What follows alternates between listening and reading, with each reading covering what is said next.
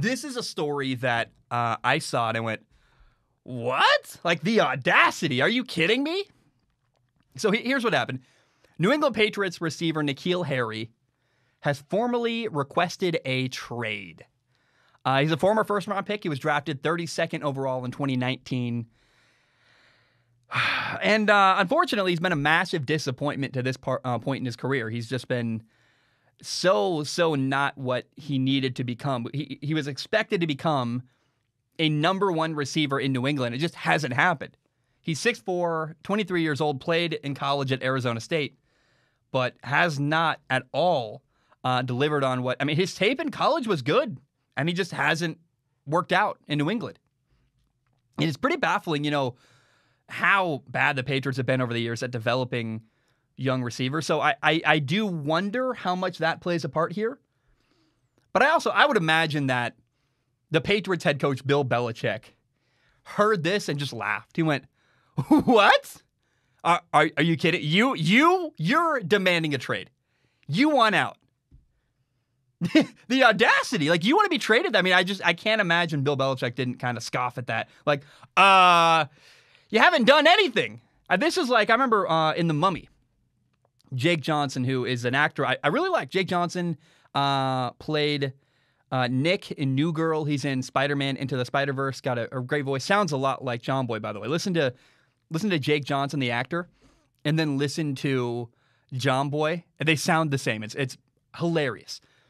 But so Jake Johnson was in a movie, The Mummy, with Tom Cruise, co-starring alongside Tom Cruise.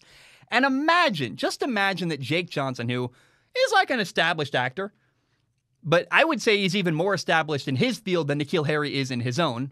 But imagine he was like making demands left and right and causing all these problems. And it's like, hey, are you Tom Cruise? Oh, you're not?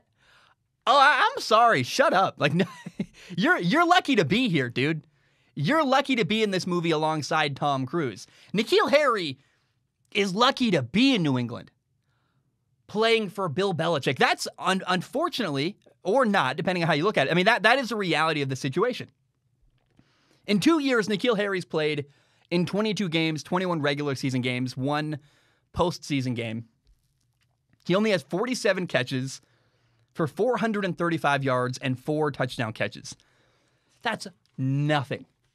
That's like half, in 2 years, by the way, that's like half of what DK Metcalf in Seattle did just last year. Like, that's half of what DK did in 1 season last year in Seattle. And they were drafted, by the way, in the same draft class, and Nikhil Harry was drafted ahead of DK Metcalf. Now, his agent, Nikhil Harry's agent, put out a statement. The argument from Nikhil Harry's camp is that, hey, I've gotten 88 targets in 2 years, and how can I put up good numbers if I'm not getting an opportunity to catch the ball? Okay, I kind of understand, like, you can make that argument, but also, like, there's a reason you're not getting targeted either. Like, you kind of have to, that's a very, very basic argument that is from a guy who probably the agent made that argument going, hey, what's happening here? But there's a reason he's not getting thrown the ball. He's not getting open. I mean, Nikhil Harry could not make it work with Tom Brady. Now, in fairness, he was hurt for half the year that he played with Tom Brady his rookie year. But Tom Brady makes every receiver better. Everyone he's ever played with played their best when they played with Tom Brady. And even Tom Brady couldn't make Nikhil Harry look good. That says a lot. I mean, Tom Brady found a way to work with crazy man Antonio Brown. Antonio Brown's career was over.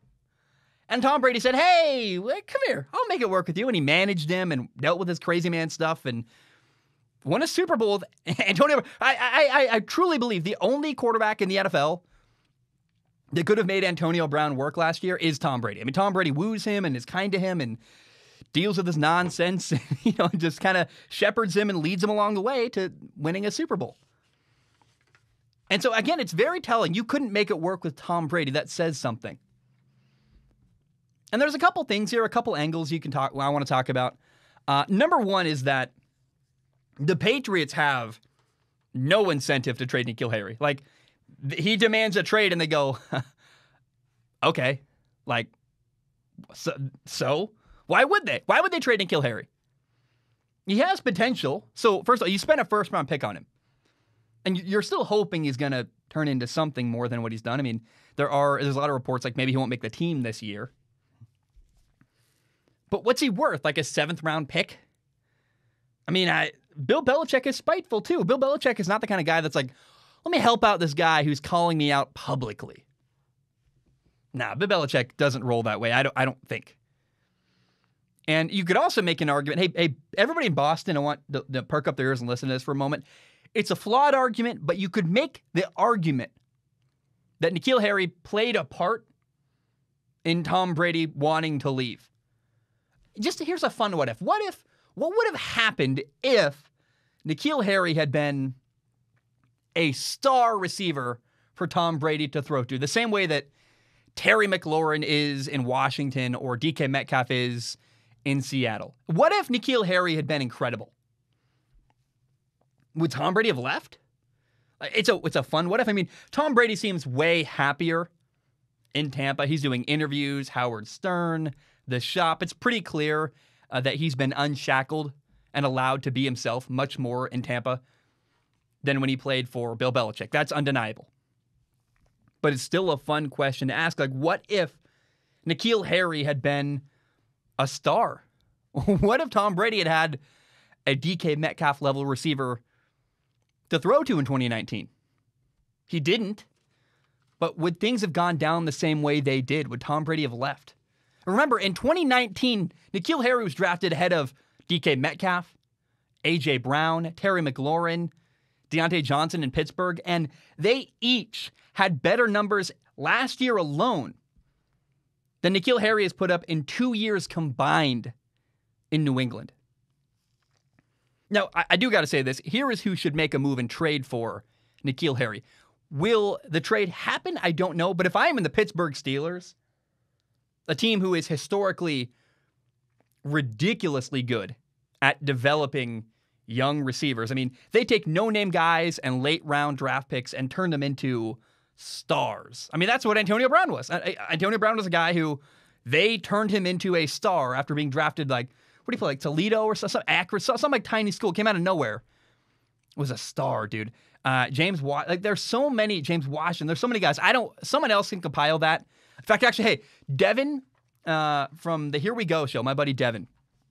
Devin, I want you to make a video breaking down the success that Pittsburgh has had at developing young receivers. And, they could fix Nikhil Harry. They have done it in the past. They can take a guy who's really talented and teach him how to be a great receiver. That's what I think Nikhil Harry needs. And New England just doesn't have, I think, the skill set to make that happen.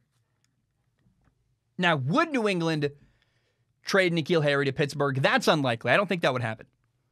They're not going to trade him to another team in their conference, the AFC. Now, they could play Pittsburgh later in the playoffs. Why would they do that? They don't want to play Nikhil Harry down the road. But Nikhil Harry, go watch his film in college, man. He was talented. Had great ball skills, made great jump balls. That was his thing. Another, the Colts could use a receiver. The Ravens with Lamar Jackson could use another receiver. If I'm the Ravens or the Colts, that's a risk worth taking. Hey, I'll give you a 5th-round pick for Nikhil Harry. I'll overpay by maybe a round or two.